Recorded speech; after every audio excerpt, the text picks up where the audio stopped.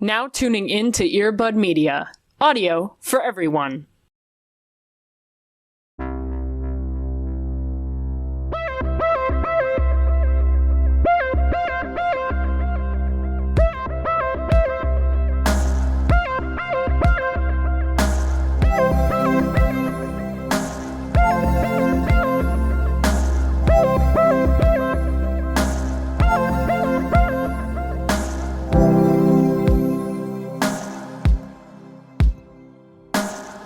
Is it like 7 p.m. there? It is, you were so right, it is 8 p.m. where I am. Dude. We are 9 hours apart. Isn't that wild? I don't like that. Yeah, it's weird. It's really fucked up my, like, group text game and, like, my Twitter Oh, yeah. Because I'm like, I want to send someone a funny link, and then I'm like, damn, it's, like, not the time there, you know? I feel like that reminds me of, like, when I was on, like, Olympics time. Right. No, literally. That's what it feels like. Even when I sent you that, hello, welcome into Twilight, but, like, again, you've seen this on our Twitter, but I found a copy of New Moon in Dutch in the Netherlands, and I had to wait so many hours until it was an appropriate time for me to text you. Like, can you believe this? I mean, I also wake up on senior time. I know, so... yeah, you operate on a different plane than most, so you're pretty reliable. Yeah. But it's definitely been, and also math is hard, you know? Dude. So. And time's scarier. Right. Yeah. That's a scarier type of math. Mm-hmm. I don't like that. I'm sorry. Nevertheless, we persist, though. Yeah. I'm excited for you to go back to Chicago time and then be like, whoa, that's weird. Right. Yeah, just get reallocated in the opposite direction. Welcome to Into Twilight. Ayo. Hello. This is not just the series finale for Vampire Academy. This is episode 333. Jesus. The New Age spiritual girlies are quaking. Yeah, it's all connected. Look at the moon today. Get your chakras aligned. Get in tune with, like, open up the pattern. You know, see what's up. They're quaking right now with their feet in the grass, you know? Right. There's a lot going on here. Do you know how... I just would like to apologize to the NSA agent who looks at my Google history because the fucking search that I had to do to try and find this rehearsal meme took me forever to pull up. That's fucked up. That's bad SEO. You know what I mean? It is bad SEO. It's such an iconic photo, and I see it on Twitter all the time, but never associated with, like, text, right? So it's hard to actually search for it that way, but you know exactly the image. I do. But you can't, like, reverse word in your mind, you know, try to search for that way, which is fucked up and cruel. The only time when I do want the internet to be able to read my thoughts is when I'm trying to search memes on the internet. For real, for real. Every other time, I don't want them to know what I'm thinking and feeling. Right. Yeah. But I just help me help you. You know what I mean? Yeah.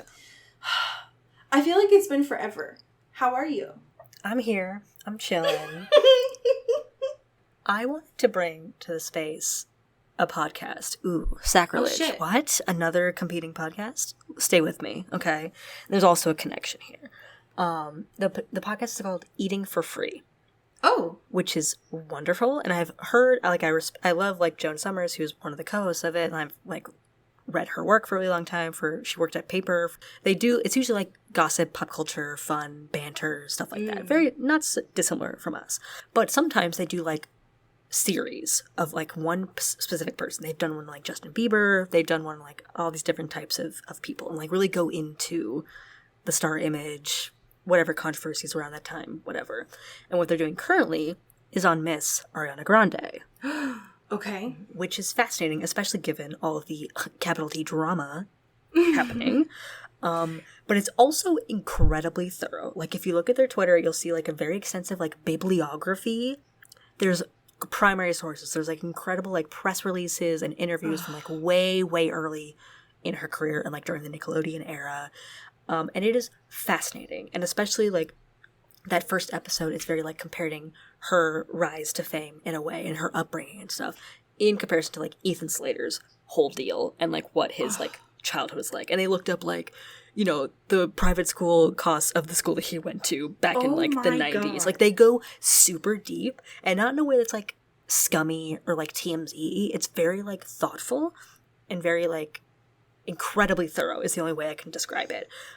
Also, related to this podcast, there is one moment brought up in maybe episode 2, I believe. I think there's 3 episodes out currently. And it's an interview between Ariana Grande and Kristen Stewart, which is a bonkers collaboration. But at that time, that was like very early in Ariana's whole career situation. She was still like a Nickelodeon girl. And she interviewed Kristen Stewart on the premiere, I think, of one of the Breaking Dawns, I believe. And it's an incredibly awkward interview. And she's like, hey, they told me to ask you this, but, like, what was your favorite, like, red carpet look you ever wore? And it's incredibly uncomfortable. But it is fascinating. I'm obsessed with it. And it is wonderful. Like, it's truly exhaustive. And I've never been, like, a huge Ariana stan. Yeah, same. I love well-researched content. I don't understand it, but I love it. Right. That's not our bag particularly. No. But it is wonderful, and I've been gripped by it. So that's my truth. God. Okay. Great. I'm so excited now. Hell yeah. How are you doing, my friend? I am here. I am persisting against it all. Yeah. I'm alive. That's fair. That's honestly so big. I'm alive. My happy thing this week is an umbrella topic, I would say, which is men earnestly and vulnerably learning about Taylor Swift's music. Okay. Welcome back to the space, friend of Taylor Swift. I'm interested in reaction content. Mm-hmm. I think that, and I'm saying that on a fucking show where we do reaction content, but, like, I think that there are a lot of ways that it can be done wrong. Yeah, for sure. Like, there's a lot of people who, especially over, I would say, like, the last 7 or 8 years on YouTube specifically, got famous for doing things that were not good ethically. Sure. Yes.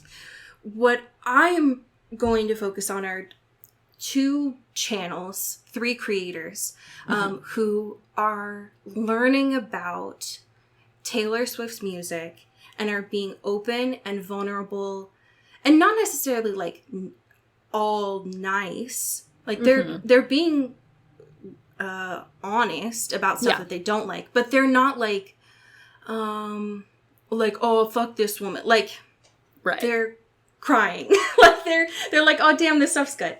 So the first one, both of these I found on TikTok a long time ago, but the first is Daryl and Ashton, who are 2 friends who, one of which knew a little about Taylor Swift and is showing his friend about Taylor Swift. And they're both, like, big hip-hop fans. That's most of what their content had been. And they're both learning about her music and watching the lyrics and being like, wait a second. Wait, this bitch has bars. Like, what the hell? And it's really cute to see these men who are, like, very deep in their masculinity realizing, oh shit, I relate to this. Which is really cute. And the second, who I've been a fan of for a long time, but reminded me of this, is Troy. From HT Hayes, who has been learning about Taylor's discography now for, like, 2 years. And started because he got introduced to Folklore when it came out. And now is, like, working through her discography and the new re-recordings as well. Amazing. And what I love about Troy is that he is, like myself, a sympathetic crier. And he's also very expressive. And so when he listens to something, he will just fully break down. on stream covering it. And I think that that's really beautiful to see someone who, again, is like really fully comfortable with his masculinity and is learning about and listening to music that Taylor made when she was like 19. Right. And fully in her 19-year-old self and being like, shit, I fully dismissed this when I was younger and I'm now revisiting it and can relate to this now. Yeah, that's wonderful. Also, his thumbnail game goes It's bananas. so hard for no reason. It's bananas. But I do love it. I do love that genre of stuff because I used to get a lot of that recommended to me of guys specifically reacting to like certain popular music, especially like pop, like girlies, in that way. And there was one guy, I don't remember his name, but I'm sure you'll find it if you just look it up on YouTube. But there was this guy who like earnestly reacted to Paramore for the first time, and that was wonderful. Like having like I love that idea of just being like, maybe that's just like not music that you have grown up with, or like not in like, there's like so many music like that, especially that time, could be very isolating, or like very, you are down a certain path, or like you listen to certain things, like that's kind of your touch point, you know? Yeah. And kind of like having this, like a lot of these dudes being like going back and looking at things that maybe they like were not exposed to or didn't like give enough credit or whatever. It's really fun. I think it's a really cool way to like have a musical conversation with a lot of people. It is, I find it can be hard sometimes to, I don't know. It can be hard sometimes to watch someone react to something that you really enjoy. Mm-hmm. But something that I love about these is that they are so earnest with their feelings. Yeah. It's not meant in a way of like trying to quote get famous. So they're not like putting on a show in the sense of like yeah, Troy's thumbnails are very like YouTube-esque, sure. But he's not performing in the sense of like his reactions are authentic. Yeah. So if he doesn't vibe with something, he's going to say that, right? Right. And I think that it can be hard sometimes with reactions when people aren't authentic with how they feel.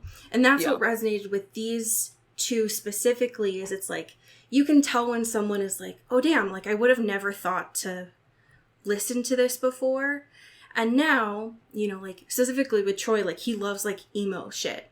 And so he listened to Speak Now and he's like, wait a second, this is like really pop punk. Like I really like fuck with this. Yeah. So I love it. I also think that specifically from like a masculinity standpoint, these weren't quote like marketed to them. So to get them to like listen to them and be like, oh, like I vibe with this is super cool. Yeah, absolutely. So, I like it. It's cute.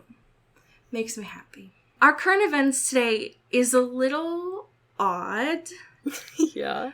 But I would expect nothing less from Rob.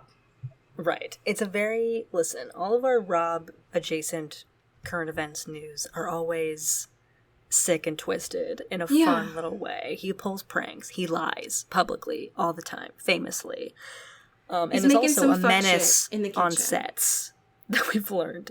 Yep. And this is no exception. Yep. You know? I don't know why this came out this week of all things, but published on Koi Moi. Thank you, this past week. It has been shared that on the Batman set, Mr. Rob himself revealed that he stole, and I want to make this very clear, 156 pairs. Not individual, 156 pairs of socks. Yeah. And he was told to stop. Right. Why? I have questions. Not 6. Not even 56. No. Apparently, he goes on to say it was a 156-day shoot. And so theoretically, he stole a pair of socks for every day of the shoot. Right. Allegedly. Right. And I love this, even if this website is not real. Even if it's fake, I think this is funny as fuck. Yeah, because essentially also, like, given his previous crimes on set, specifically on the Batman set, where he just drove the Batmobile wherever he wanted. Right. You He know? seemed like an absolute menace. Yeah.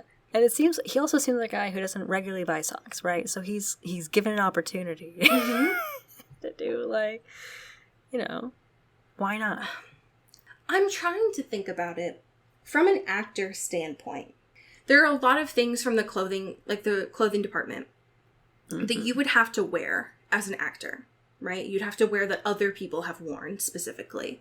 Theoretically, I would imagine, with the exception of like some specific shots that you have to do, that like your underwear are yours, right? I would imagine, and again, I don't know that we ever saw Bruce's socks. So why could he not just have come with like his own socks? Yeah, I have questions. Okay, so I found primary sources on this, so we're not just going off of this website's word. Apparently, Zoe Kravitz called out Rob during I believe a Vanity Fair video where they asked if they like taken anything from the set. Yes, but yeah, apparently they were asked if they took anything from the set, and Zoe Kravitz was like, "This motherfucker took an obscene amount of socks." That's like a whole dresser worth of socks. That's so many. Like not even a drawer, but like a dresser. No, yeah, like a full dresser. That's so many socks. I hate that. I hate that. Like there is a place in him and Suki's home that's just like a dresser that is his socks. What? Yeah. Rich people are weird. Yeah. So we let y'all vote. Yes. These last few weeks. We participate in democracy here on this program.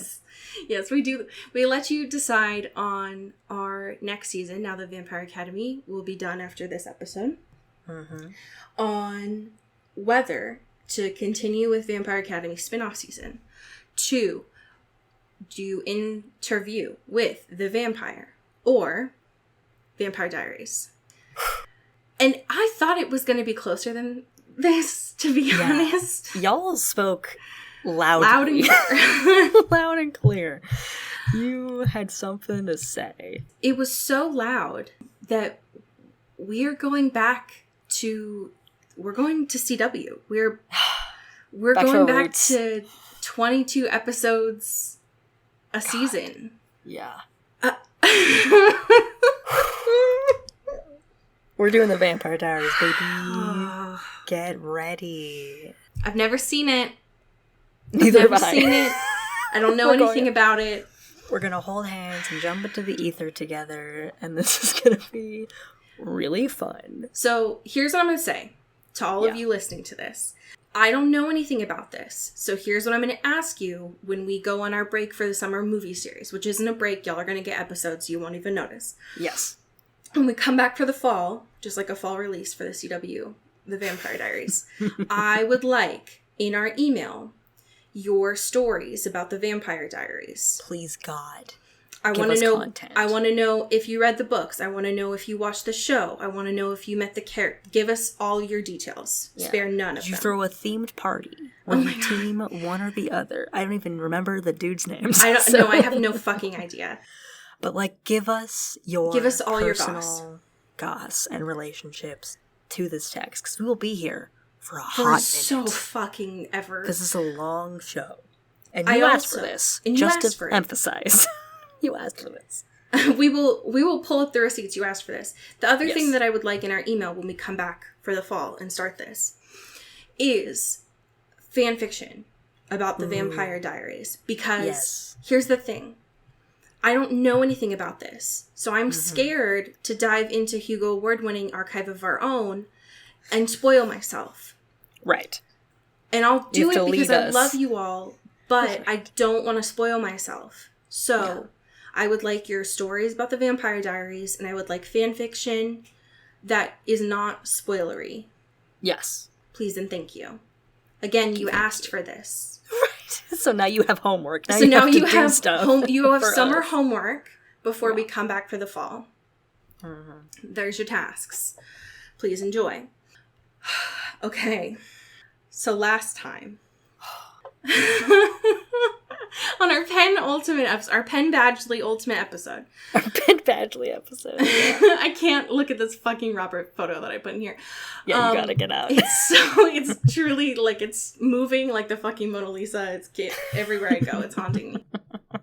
So, Rose woke up after being shot, and oops, she's alive. The modern medicine did wonders. None of her friends healed her, and she was like, what the fuck? I thought we were bonded. I thought that was the whole thing, is like, I die for you and then you save me. But plot twist, she's not bonded to anyone anymore. But they're still babes. They're just not bond babes anymore. They're bond babes in their hearts, just not for real though. Not literally anymore. Not for real. Yeah. Yeah. And Dimitri's like, hey, so we were pardoned. Everything's gonna be great now. I mean, like, people are dead and like Tasha's in jail, but like everything's great now. So it's good. Yeah. Like, we don't know where Sydney is or where Eddie is. Like, there's a lot of unresolved things, but like everything's perfect and great now. So everything's great. We're living, we're loving. And then last week ended off with Lissa asking Rose a favor, but we don't know what the favor was. Right. And that's what you missed on Glee. That is what you missed on Glee. So chapter 35. Rose has to go sing Journey in front of the city. Yeah, she has to do a karaoke song. No. It's nationals, bitch. Right, surprise. The favor is not, hunt all these bad guys, protect me, whatever. It's like, hey, can you, like, mitigate this conversation between me and my new sister? Because we really don't have our shit figured out yet. And I don't think I like her very much. So I need you to be, like, there, which, valid. Yeah. They never had, like, a very strong relationship, and now they are sisters. Yeah. Fun. Rose, known for mediating capabilities. Really good at being that person here. Known for being calm and impartial. Right. Yeah. And there's also an interesting moment here where, because obviously she's still very recently severed from the bond, right? So she's very much feeling like she first calls it like feeling alone or feeling like very lonely, but that's not really what it is. It's more that she doesn't have like the information that she's usually given, because like it's harder, like not that it's harder to read Lissa, but it's not having the intense like brain connection and the spiritual connection that she used to. So it feels more like vulnerable than she ever has. And that's why I don't understand why everyone was like, oh, this is perfect and great. Rose feels vulnerable. It's not good. Right. Yeah. This is the most awkward thing that's ever happened. God, these two women girls are not vibing at all. Because Lissa didn't like her before. Right. She was her sister. Yeah. She thought that Jill and Christian were like a thing. Right. So there's like a lot of, things building up here. And they really haven't had a lot of conversations one-on-one, maybe ever. So it's very strange. And like also Lissa's kind of transitioning into like queen mode, right? Right.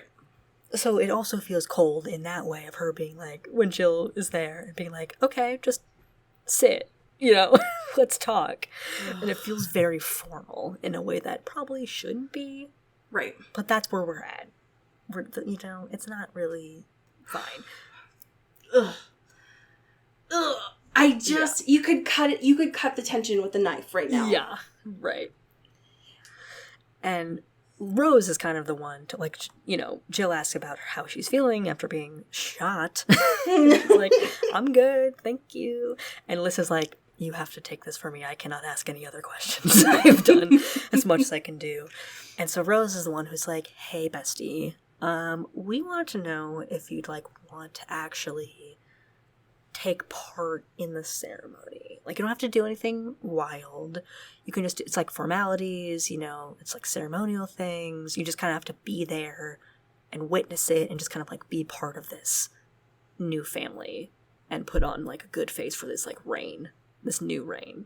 This part killed me because Jill's like, so you're asking me to be on display and put on a good face for this ceremony. And Rose's like, yeah.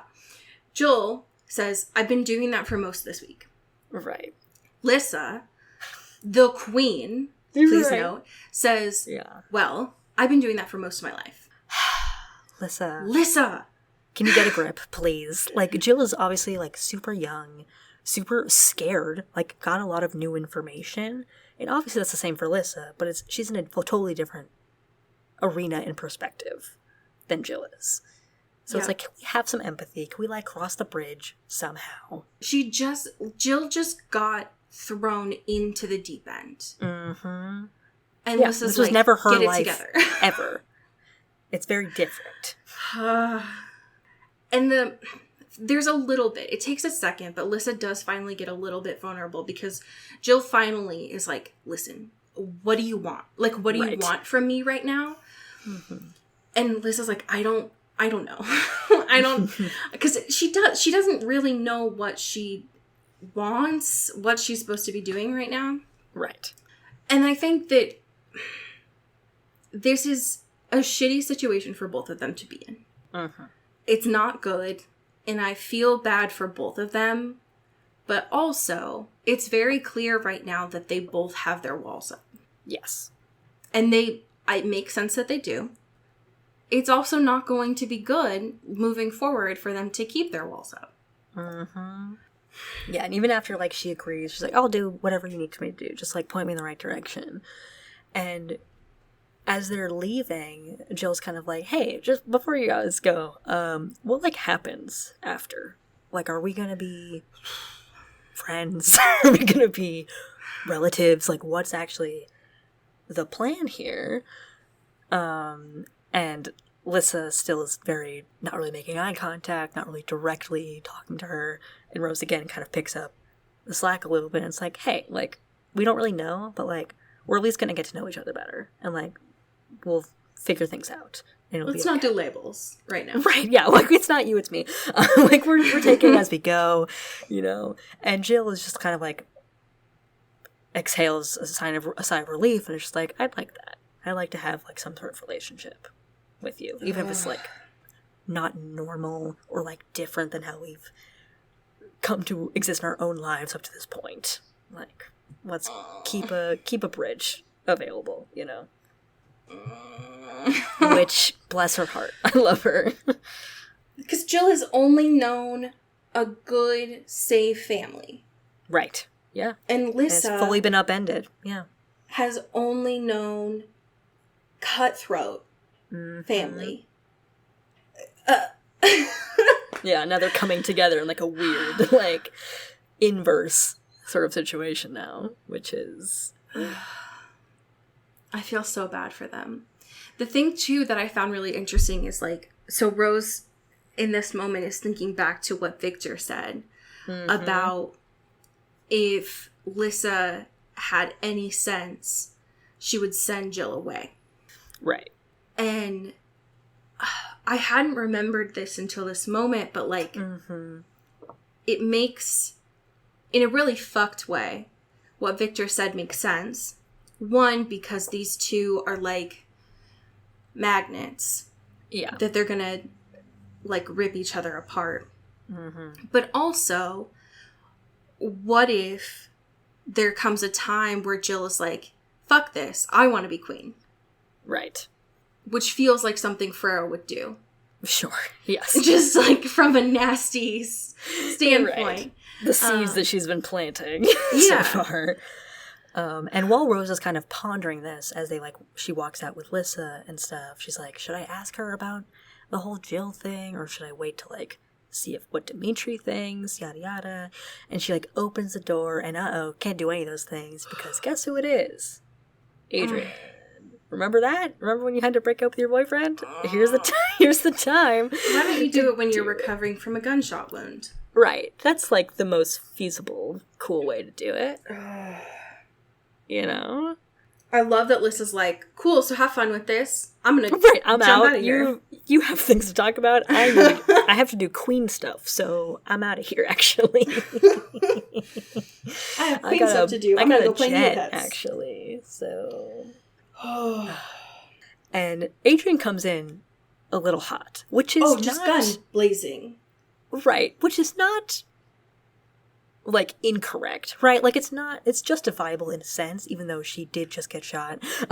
He has been waiting for her vitals to get stable so he could just kick down the door. He was waiting to bust into those, like, the hospital rooms, and I was like, I can't. I should wait till she's at least walking, and, like, at least, like, has some defense mechanism and stuff.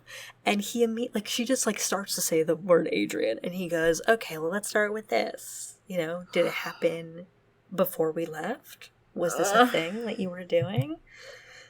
And Rose is like still getting her brain cells back together, and it's like, hold on. I need to pause for a second. Like, I was with you for sure. Definitely other things were happening, but like not this specifically. Yeah, I mean, like, I forgot that we were together, but like, I wasn't like, cheating on you.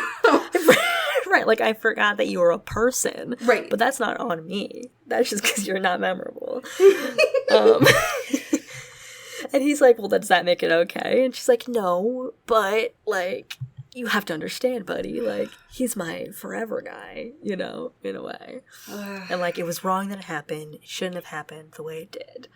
And I really thought that it was over between me and Dimitri. And so that would never even crossed my mind. And then, the opportunity presented itself again. And Adrian's like, fuck off. Like, don't want to hear about your revelations. I was here for you when you needed me. And it was over and over and over. And I thought this was done. And it's all my fault that, like, I didn't see this, like, debauchery that was happening. I mean, yeah. Right, honestly. Fair. Real. Yeah.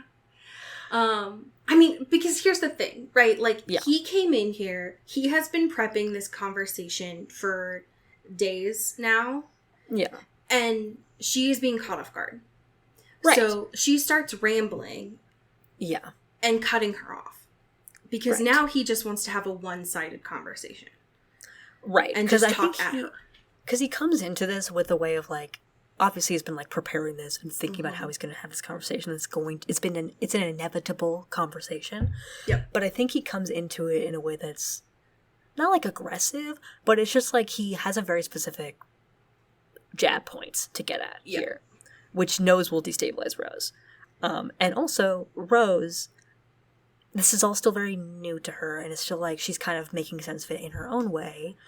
But also, he's not wrong in the sense that, like, he was kind of like the B team. Yes. And waiting in the wings. And Rose, even if she hasn't, like, textually said that, we know that's the case because she's never really cared about him in the same way that he's cared about her. He was always meant to be the rebound. Right. And then he fell hard. Yes. Right. And so Rose is like, how do I communicate what this situation was? Mm-hmm. And also try to feel like, make him feel valid in the sense that, like, I loved you, like, we were definitely boyfriend, girlfriend, like, I definitely cared about you. And it wasn't just, like, working up to this plan that may or may not have worked out in the end. Because I think in Adrian's mind right now, he's coming in with this conclusion that she was always waiting for Dimitri to change his mind. Right.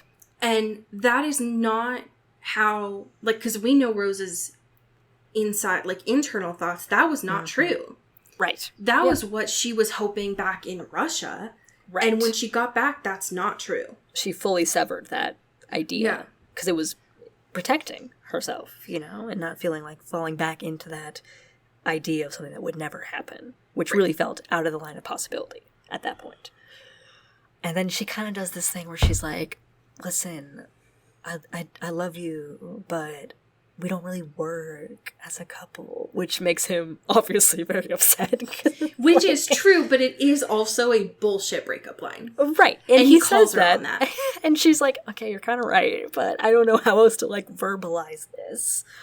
And she's kind of fumbling the bag a little bit of being like, the balance isn't right. And, like, because there's so many ways of her relationship with Dimitri that we've kind of seen,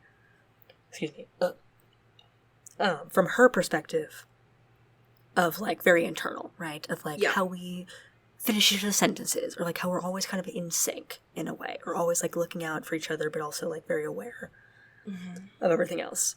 And that's hard to describe to, like, someone who is theoretically your boyfriend. know, and feels not what he needs or wants or deserves to hear, maybe. Yes. And also just kind of throws another breakup line of like, I would like us to be friends, though. Like, I think you're really cool. And Rose is just digging herself a little bit deeper for this guy who's very vulnerable and very mad for various reasons. So it's not really looking great. It is tough because I think that the initial hesitation when I first read the first book with the student and instructor dynamic was like, I don't like that there's a power dynamic here. Right. And that there's an age component. What has ended up happening with Rose and Dimitri is that while that is true, both of those things are true, there is not a power dynamic between the two of them now that she is out of school. Right. It's a totally different playing field, for sure. And I like, would say, this, even when she was in school, right.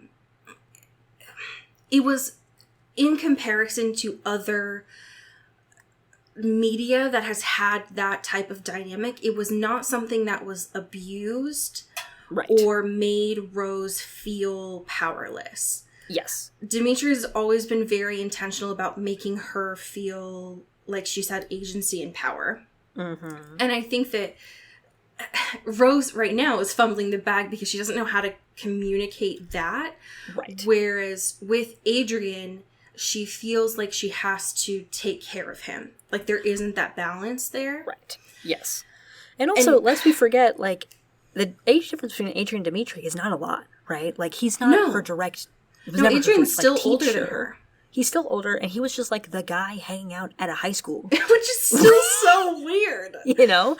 Like, there was, out of the two things to pick from, they're both operating on similar, like, things you could see as problematic. Yeah. Quote, right? So it's not really... Yeah, that fucking thing Dimitri had a job. Adrian was just like a weird guy hanging out at a school he didn't go to. Right, he just had he was just a Nepo baby with, a very prolific family in the royal court, and, like, that's fine, whatever. But also, you're operating on similar games here, my guy. Right. Like, let's be serious. But he does kind of give her, like, for lack of a better word, like a come to Jesus moment, I guess. It's so real. Or like a shock to reality. Saint Vlad moment.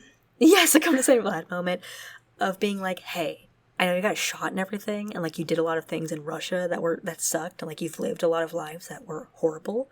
But also, what about your friends? There's, like, a lot of collateral damage, and you're kind of the striking point between all of them. Like, what about Eddie? What about Jill? What about your little alchemist friend? Like, do you even know where any of those people are, or even if you care about them? Like, what the fuck's going on? You're very self-centered in that She way. gets so pissed about him saying, like, I can't believe that you have to make me watch your happy ending, your charmed life. She gets so pissed about that because she's like, do you even know what I've been through? And he's like, yeah, bitch. I've been here watching, right. Like, I had to help you pick up the pieces. Yeah. You still get the happy ending. Also, where's your crew? Right. You got your happy ending, but at what cost? And she's like, yo. I hadn't thought about, like, Sydney, Eddie, right. Mia, who almost died as a hostage. Right. Yeah. Jill now, who's, like, committed to being second place for forever. Mm-hmm. She's like, fuck, dude. Okay. Yeah. You're not wrong. And then she kind of comes with an Uno reverse card, one could say, where she's like, it's interesting that you say that, because you called yourself a victim in this situation. Ooh. And that's kind of why this could never work. Because even with all of my shit, going to Russia, doing all these, like, wacky things, risking my life every day, pretty much, I never saw myself as that. And you're kind of throwing yourself a pity party right now. True. And, like, you're going to go to your defense mechanism, your coping mechanisms and all that, whether it's alcohol or cigarettes, clove cigarettes, or whatever, or, ladies, like, you're going to do your thing. And I'm just going to, like, keep girl bossing my way to, like, doing what I have to do and do the job. This kills me so bad because, like, I can see a world where they are friends. Yeah. But they are burning their fucking bridge right now. They're burning every bridge. They are miles apart at this moment. Because what she's saying is, what both of them are saying are true. Like, right. Yes. She did get her happy ending at the cost of everyone around her. Mm-hmm. And he is very comfortable playing the victim. Yes. Because that's easier than him having to actually face his shit. But he gets so pissed at being called out on this. Oh my God. Yeah. And it like brutal. ruins this. Yeah.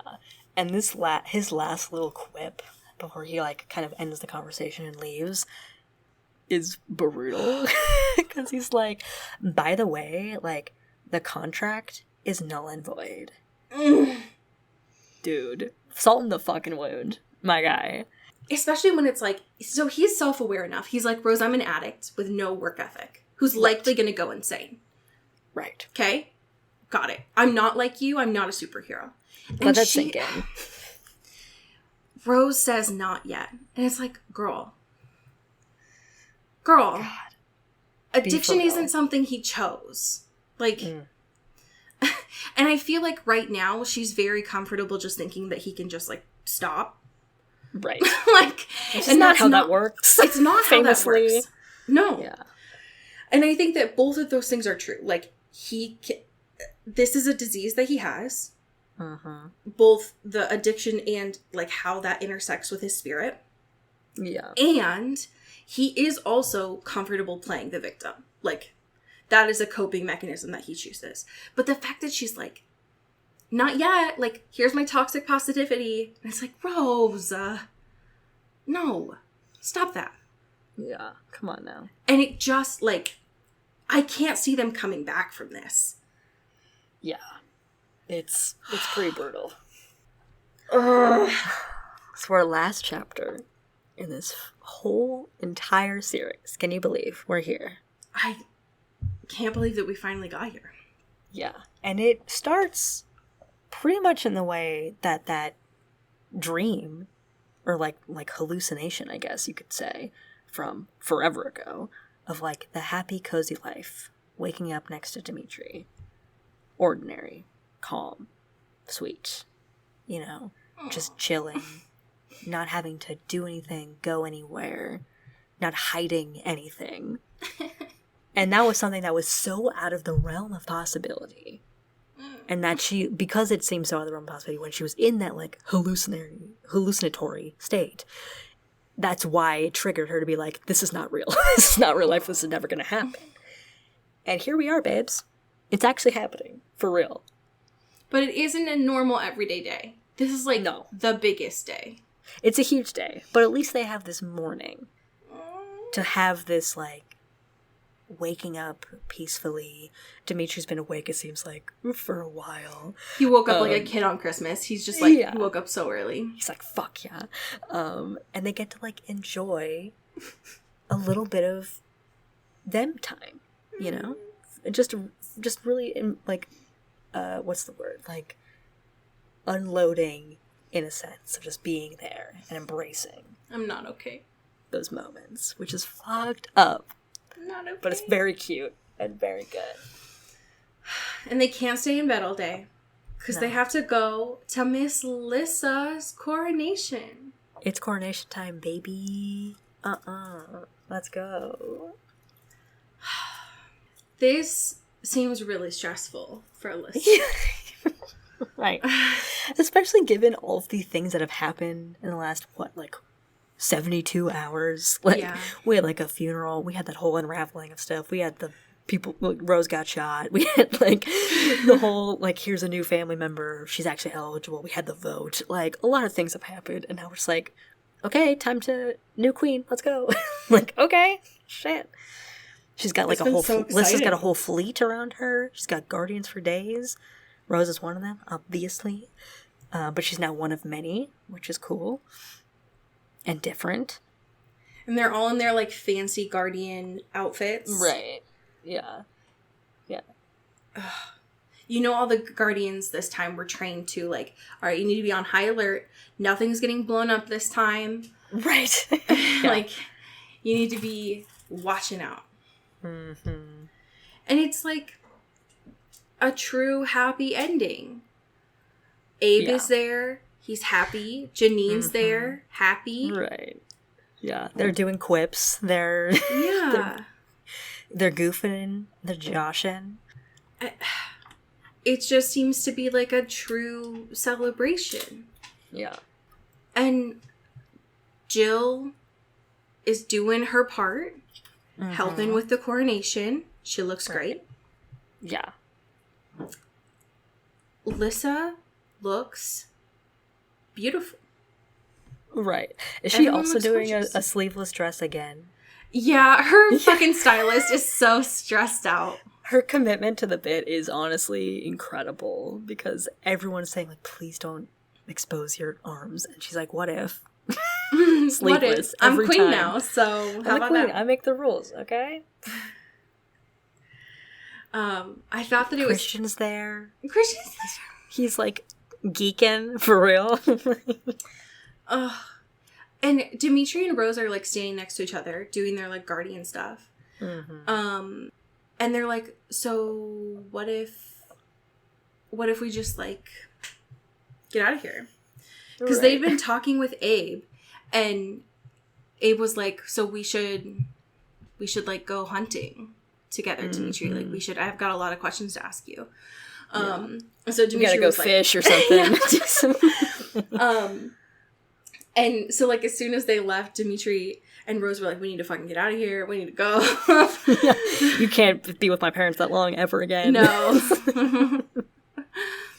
But Lissa looks great. She looks beautiful. It's, all things are green now, because that's her color. Right. And it's all this whole, fancy. like, ceremony. Ekaterina does this whole, like, ushering her in. It translates, or, like, the book from that's in Romanian to, you know, English and stuff, and basically asking the questions of, like, you know, will you serve, will you protect your people, and will you be just in doing so? And there's, like, many more outside of that, but, like, Lissa does her I wills, I do, in all the languages to do that. And you kind of see her, even if Rose doesn't, like, see her mental state and stuff, or, like, as directly as she used to, she can, like, see on her face that she is taking this very seriously, and actually does believe the things that she's saying. And it's wild, because, like, the very end, so Rose starts, like, giggling, and Dimitri's like, what the fuck? Why are you laughing? This is, like, super serious. Like, it's a good thing, but, like, it's serious. Dimitri's like, what's so funny? And Rose is like, I'm just thinking about what Lissa would say, like, if we still had the bond right now. Right. And he's not supposed to do this, but he holds her hand, and he says, so, what would you think? And Rose is like, I think she'd ask, what have we gotten ourselves into? And then he's like, well, what's the answer to that? And she kind of takes a minute. She embraces, like, the warmth. That's not just him, but also, like, her friends and everyone around her. And, like, feeling this, like, wholeness again that she's been lost for a really long time. And not needing to have, like, Lissa as her bond babe to fully feel complete and as a whole person. And then she's like, I don't know, but I think it's gonna be pretty good. Mic drop. Fuck yeah. Yeah. Yeah, who gave Rose a mic at the coronation? Yeah, she's like, everyone, while this is doing her chants and stuff. She's like, I think we're gonna have a really cool life. And that's all, folks. That's what happens. Damn. Wonderful. Listen, it's kind of a cheesy, picture perfect kind of ending, but it does feel real. In the sense that it's like, you know, you don't know what's gonna happen next, and you don't know what the expectations are, and there's probably gonna be some shit that's whack in their future. But they are content, at least, in the moment. Yeah. Which is wonderful. Oh Man. I'm glad that they got, I don't know, it feels very Ferrero to be like, it's a happy ending on the surface, but like underneath, nothing is like actually okay. Yeah. And I think that that's appropriate. Yeah. Yeah. I love it. It's good. I feel like that's the way that it should end, actually. Yeah. It's a wonderful conclusion, for sure. So next week starts our summer movie series. Let's go.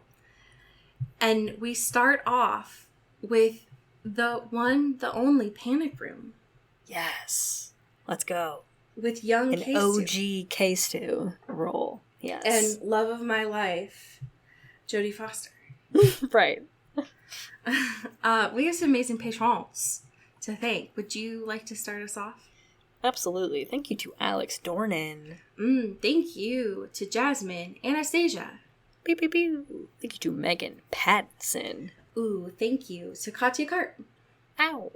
Thank you to Hope Castile. Ooh, thank you to Maddie Facinelli.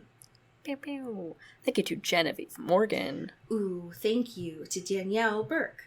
Ow. Thank you to Sophia Salinger. Ooh, thank you to Lara Forty. Ooh. Thank you to Dan Zeklos.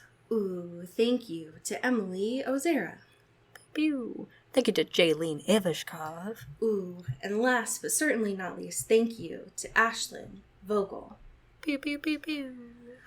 So I have a fan fiction for you. Wonderful. Oh no, I hadn't read this author's name. This this is by the author Destiel is Destiny. Oh no. Okay. Oh god. Sure. And this is titled Can You Handle All of Me? This is a Twilight fan fiction. It is the summary is Beau couldn't help but notice that Jacob was gentler with him than his other friends. They had never rolled around on the floor in the garage wrestling. When Jacob gave him a high five, he held out his hand and let Beau hit it instead of meeting him halfway. Okay. And Beau was upset about why he didn't treat him like his other friends. Sure. So this does not have chapters. But Beau is right now trying to get Jacob to like wrestle with him. He's like, treat me like the other dudes or whatever. Yeah. So, okay. All right. How did you do that? Beau felt the heat of Jacob's hands on his bare wrists and tried to struggle. I didn't hurt you, did I? Jacob had him pinned and looked down at him with confident concern. Beau's face turned red, and he twisted his arms, trying to get free. Jacob watched him struggle for a moment, and then let him go. Jacob was sitting with his legs on either side of Beau's body, holding himself up from touching him. Beau could feel the heat from his muscled thighs and could see his abs from beneath his shirt. You didn't hurt me, Beau said, slightly out of breath. I could have broken free any time I wanted to. Jacob chuckled at Beau's lie, and then moved back to his side of the couch. Your clothes are too restrictive, Jacob said, sitting back and sinking into the couch. You can barely move your arms and legs. Beau sat up, straightening the buttons on his plaid shirt before glancing at Jacob again. Why are you so strong? Beau asked, remembering that Quill and Embry always lost when they wrestled with Jake. Jake shrugged. I do a lot of lifting. Beau looked at Jacob's muscled arms, how the smooth skin stretches across them. He bit his lip, and then started unbuttoning his shirt, shrugging it off to reveal the black, sleeveless tank top underneath. His own arms looked so weak compared to Jacob's, but it didn't matter. End scene. Damn. Okay. You ever just try to fight your friend in a really, like, non-sexual, definitely not sexual way? Homoerotic way, for sure. Yeah, totally. You ever just be like, kiss me, bro? In a friend way. But, like, just for between bros. Yeah. Just dude stuff, you know? Just do. You know how it is. Oh, God. So, you know, that's great. I love that. Hopefully this is the last fanfiction I have to find for myself, so you all can send me some. Yes, thank you. So I don't spoil myself for the Vampire Diaries. Congratulations on winning the fact that you sent us the Vampire Diaries. Nope.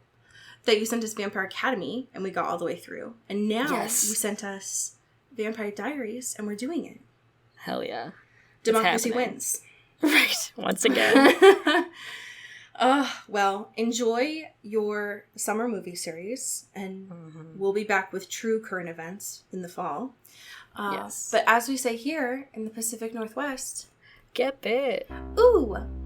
Ow.